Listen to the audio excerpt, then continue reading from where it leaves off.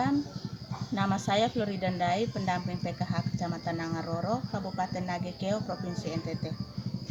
Hari ini saya akan membuat video simulasi untuk modul 6 tentang pemanfaatan bantuan sosial dalam pemenuhan gizi anak usia dini dan ibu hamil. Di sini saya mendapatkan tugas pada langkah kedua tentang mengidentifikasi atau mengenali bahan pangan yang ada di sekitar. Oke, selamat menonton. Baik, Bapak Mama, masih semangat ya? Masih. Halo. Hai. Hai. Halo. Oke.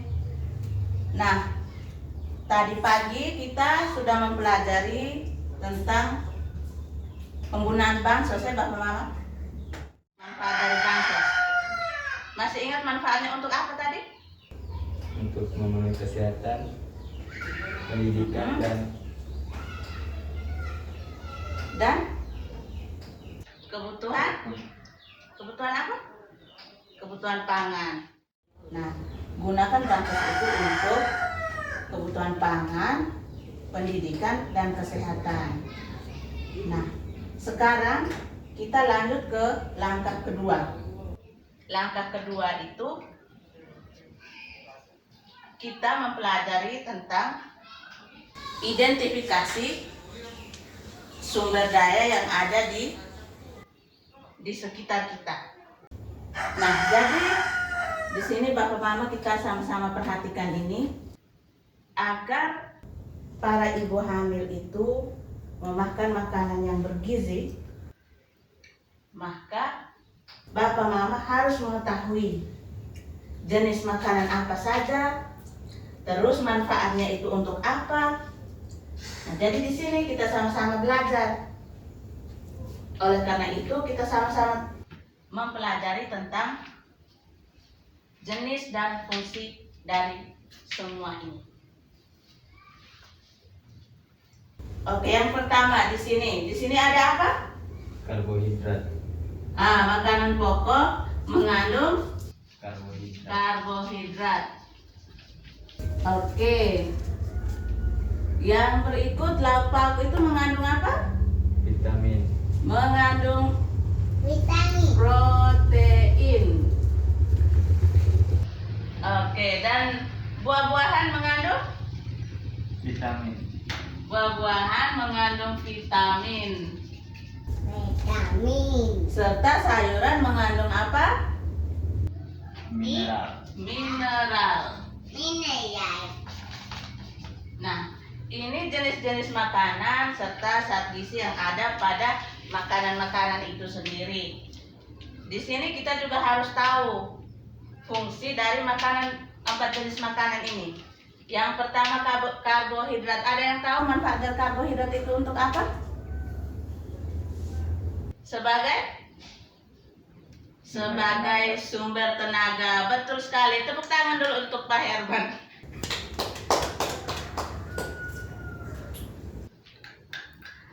Oke.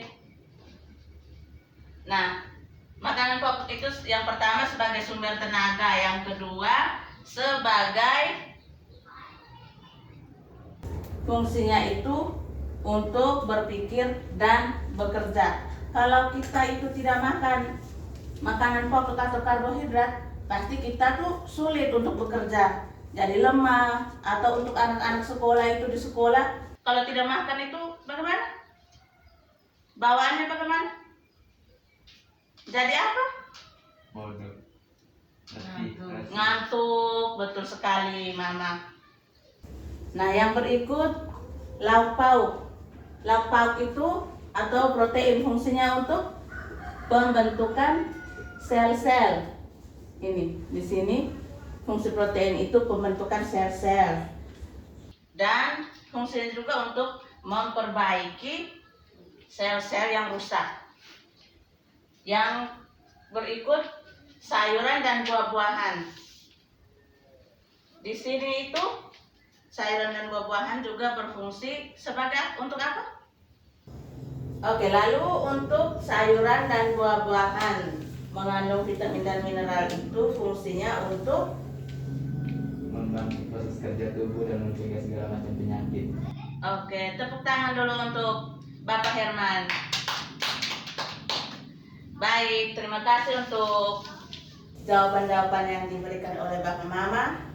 Nah, sekarang dari ini kita akan dibagi menjadi 3 kelompok.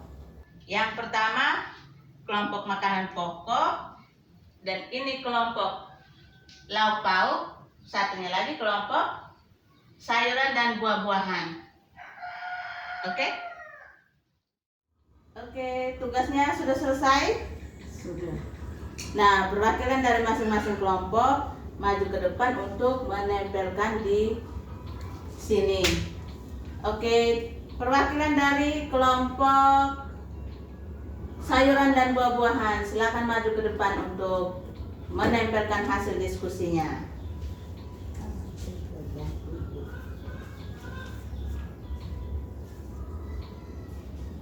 Tolong dipercepat ya Pak penempelannya.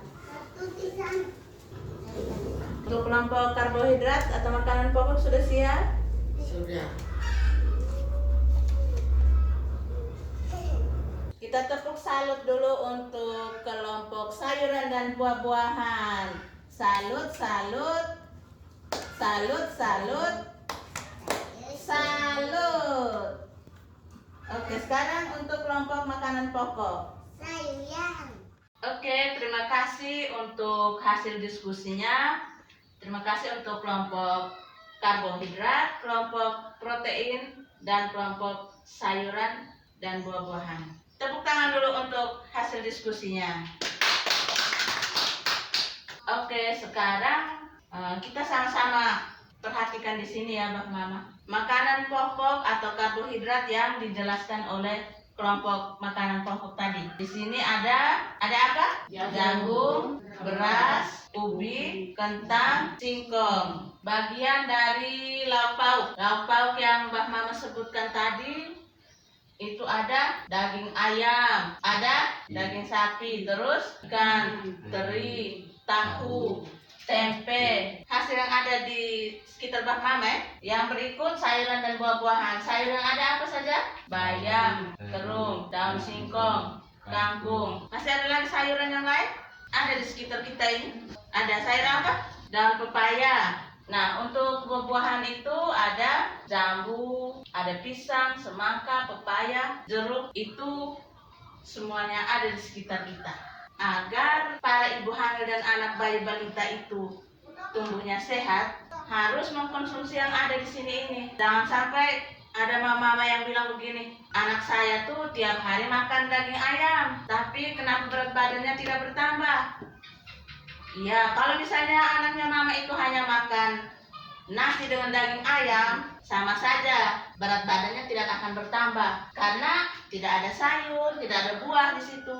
Jadi belum menggenapi ini zat-zat gizi yang ada di sini, belum lengkap. Coba makannya itu ada nasi, sayur, ada ikan, sama tahu tempe, sama buah apa yang biasa dimakan? Pisang. Buah pisang. Nah, itu sudah pas untuk pemenuhan gizi seimbang tadi. Jangan bapak mama ada pisang terus hanya untuk jual ke pasar. Ingat juga untuk makan kita di rumah begitu. Karena pemenuhan gizi itu penting untuk kita, apalagi khusus untuk ibu hamil dan anak bayi balita. Untuk perkembangan bayi balita dan ibu hamil itu mereka perlu makan makanan gizi seimbang. Makanan gizi seimbang itu yang seperti ini tadi, makanan pokok itu atau karbohidrat. Harapan saya itu bapak mama anak-anak sebelum ke sekolah harus makan, biar di sekolah pikirannya bagaimana? Cerdas. Nah, lalu yang berikut untuk lauk pauk dan protein, sangat berfungsi sekali untuk pertumbuhan dan perkembangan sel-sel ya. Nah, apalagi untuk ibu hamil dan anak bayi, anak balita, diharapkan ini selalu mengkonsumsi protein seperti ikan begitu, daging segala macam daging. Nah, protein itu ada 2 jenis. Protein apa saja? Protein nabati. Protein hewani itu berasal dari ternak atau hewan, sedangkan protein nabati berasal dari kacang-kacangan. Jadi lauk pauk itu atau protein sangat penting bagi para ibu hamil dan bayi balita. Sedangkan untuk kita yang orang tua makannya boleh tapi dikurangi karena akan bisa menimbulkan kolesterol. Nah, seperti itu. Selanjutnya sayuran. Ini Bapak Mama sebutkan sayuran dan buah-buahan ini banyak sekali di sekitar kita.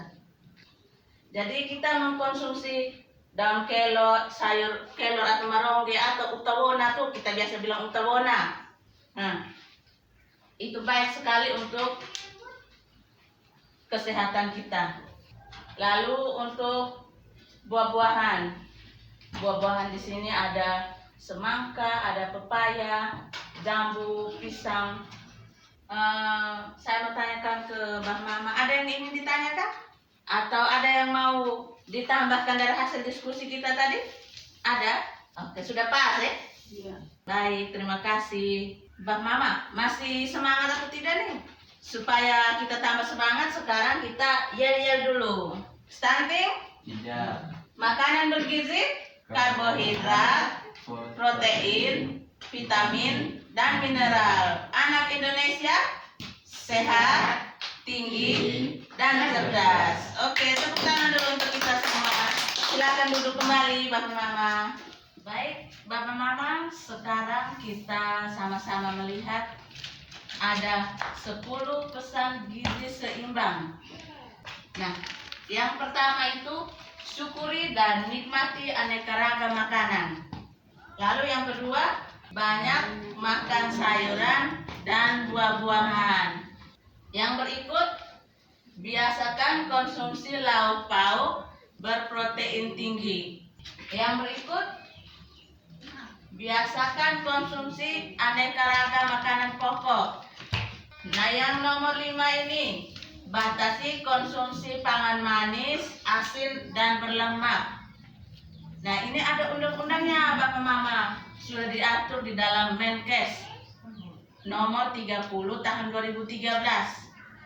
Jadi kita itu batas mengkonsumsi manis, mengkonsumsi gula itu sehari 4 sendok. Garam itu 1 sendok teh. Minyak atau makanan lemak itu 5 sendok per orang. Yang berikut, biasakan minum air putih yang cukup dan aman. Oke, yang berikut, olahraga teratur dan pertahankan berat badan ideal. Yang berikut, biasakan baca label pada kemasan pangan. Yang ke-10, cuci tangan pakai sabun dengan air bersih dan di air yang mengalir. Oke, jadi ini Mbak Mama 10 pesan gizi seimbang yang harus kita laksanakan atau yang sudah sering kita laksanakan setiap hari. Jangan lupa bisa laksanakan ini Mbak Mama? Bisa ya? Oke, jadi nanti saya bagikan ya dengan Bapak Mama bisa baca, bisa tempelkan di rumah masing-masing ya 10 pesan gizi seimbang biar anggota keluarga lain juga bisa membacanya seperti itu.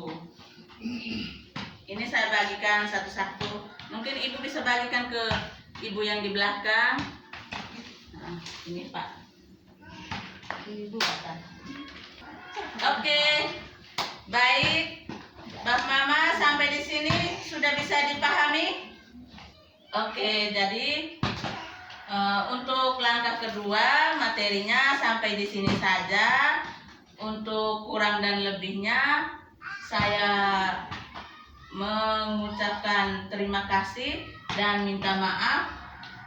Selanjutnya nanti kita lanjutkan ke langkah yang ketiga. Oke, selamat sore semuanya. Terima kasih.